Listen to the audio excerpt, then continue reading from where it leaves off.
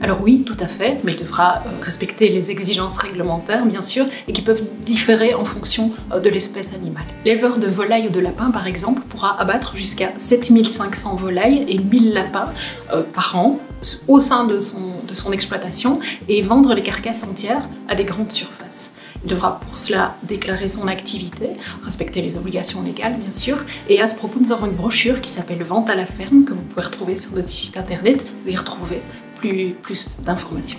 Pour les autres espèces animales, les bovins, les porcins, etc., il faudra passer obligatoirement par l'abattoir agréé.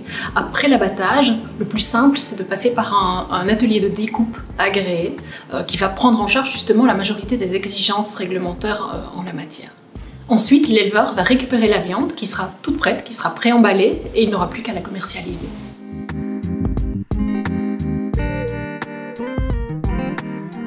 L'éleveur qui va recevoir la viande de l'atelier de découpe ne pourra pas la retravailler, il devra la vendre telle qu'elle et la commercialiser en l'état.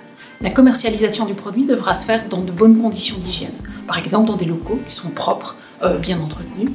Il faudra veiller également à la chaîne du froid, au respect de la chaîne du froid. Il y a des températures légales de conservation à assurer, notamment lors de la réception, du stockage ou du transport. La traçabilité est importante également, surtout si on vend à d'autres professionnels. Il faudra s'assurer que ce soit enregistré dans le registre, par exemple. Un autre élément important, c'est que le consommateur soit bien conscient du produit qu'il va acheter. Et donc, pour cela, la viande devra être bien étiquetée.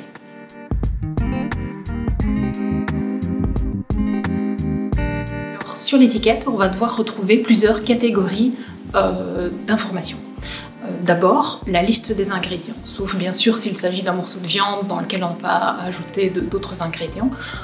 Sinon, si c'est une transformation ou si c'est un produit composé, on va devoir retrouver la liste des ingrédients par ordre décroissant de leur importance pondérale lors de la fabrication.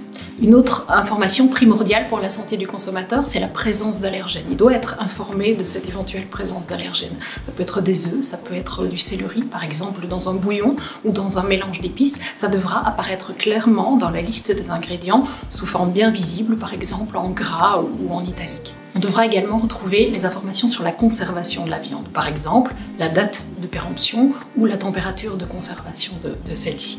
On devra retrouver également l'adresse de l'exploitant, le nom et l'adresse. Ça peut être l'éleveur, ça peut être une coopérative qui est chargée de la commercialisation de la viande. Une autre information obligatoire, c'est la marque de salubrité.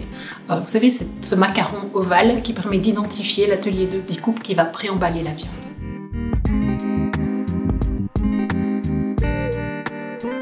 Alors oui, pour les espèces porcines, ovines, caprines et les volailles, il faudra indiquer le lieu d'élevage, de naissance et d'abattage sur les viandes fraîches, qu'elles soient préemballées ou qu'elles soient préemballées congelées. Il y a une simplification possible si l'animal est resté en Belgique. S'il est né, a été élevé, a été abattu en Belgique, on peut simplement indiquer origine Belgique. Notez que ce n'est pas obligatoire si c'est des viandes hachées, des préparations ou des produits de viande. Pour la viande bovine, il faudra ajouter le numéro d'identification qui est lié au numéro Sanitel que les agriculteurs connaissent très bien, ainsi que le lieu de découpe.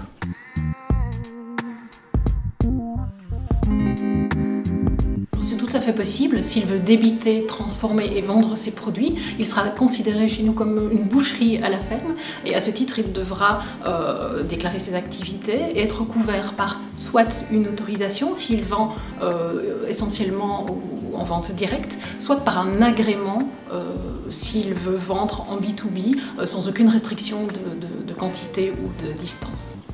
À ce propos, nous mettons à votre disposition sur notre site internet un e-learning gratuit qui va comparer les obligations légales à respecter entre la boucherie sous autorisation et la boucherie sous agrément. Je vous invite à surfer sur avsca.be et à cliquer sur l'onglet Formation.